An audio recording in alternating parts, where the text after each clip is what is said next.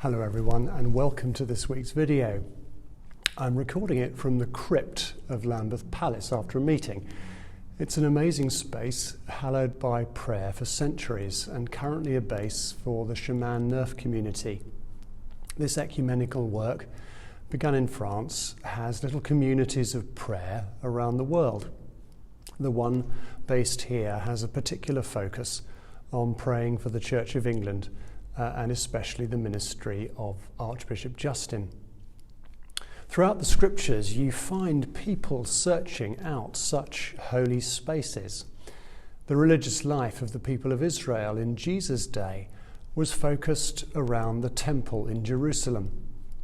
The city itself was regarded as holy and a place you could encounter God. In John's Gospel, chapter 5, there's a record of one such encounter with a paralysed man at the pool of Bethesda, a sacred site near one of the city gates. The infirm gathered there, convinced that if the waters stirred, they believed by an angel, the first person into the water would be healed. As with many of Jesus' miracles, it begins with a conversation. Jesus looks him squarely in the eye and asks, "Do you want to get well?" You'd have thought that was a no-brainer, but his reply indicates that his illness had become such a part of his identity that, confronted with the possibility of healing, he unexpectedly prevaricates. He's been there for 38 years, but rather than answering the question directly, his reply is all about reasons why he can't get to the pool in time to receive his healing. Is he rather foolishly blaming his condition on someone else? One theory about organisations says they go through 4 potential stages in a journey from growth to decline. They start with building, with all the excitement of a new venture. As they grow, they need an infrastructure to sustain activity and can become more focused on maintenance. Without the continued energy of innovation, they inevitably get left behind either by competition or changing culture, and they move to stage 3, justifying poor performance. If nothing changes, they can move into the terminal phase, characterized by blame. It's very difficult for organizations to recover from stage 4. Blame is destructive. Rather than focusing on each person's individual responsibility to address the current situation, it obsesses about how we got to where we are, easily drawn to scapegoating. Sadly, I find the Church of England shows an uncomfortable level of blaming.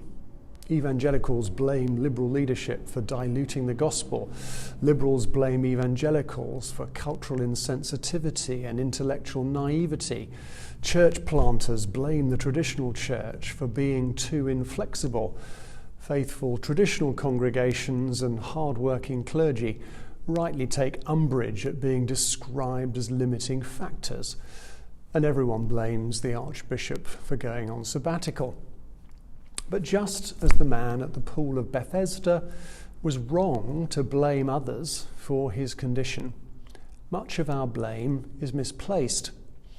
Leslie Newbigin, the great missionary archbishop, spent many years as a missionary in India.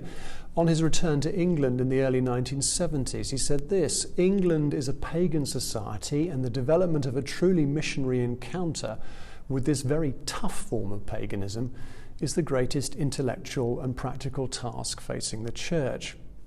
Bear in mind, of course, that church attendance, influence and involvement in those days was at a level we would only dream about now. His words proved sadly prophetic. The Church of England, as indeed many established churches, are particularly vulnerable to a loss of cultural reinforcement. Church-going was stronger in former years because there was nothing else to do. Our church's average age tracked that of the population until the early 1980s. The loss of young people, to a large degree, relates to the growth of Sunday sport and extensive Sunday trading. It's hardly surprising that being wedded to Sunday meetings, no one wants to come to. It's no surprise that nearly all the kids we're in contact with are through Messy Church, which doesn't usually meet on a Sunday. Our challenge to grow discipleship is within that context. When 1/6 to 1/5 of our pre-pandemic worshippers now in that milieu, it begs the question of what constitutes proper church anyway. It's tough to see a community that has nourished us in faith being rejected by our children, ignored by our peers, and in some cases fading with age and infirmity. But much of the reason for this is beyond our control and influence. It's actually no one's fault. Sometimes I recognise that what lies behind the blame is actually a deep sadness that can be hard to acknowledge. Back to our story though, Jesus, with a simple word of command, says, "Get up, take up your mat and walk." The power is Christ's, but the paralysed man needs to obey the command. In a sense, he needs to take responsibility for his condition. As we face our challenges, we'd be better asking the question, not whose fault is it, but what is God calling me to do as an individual to be faithful in the now? Jesus changed the world, starting with about 120 people filled with the Holy Spirit, in a culture much more hostile and dangerous than our own. Our hope is based not on our current circumstances, but on that power of the Holy Spirit.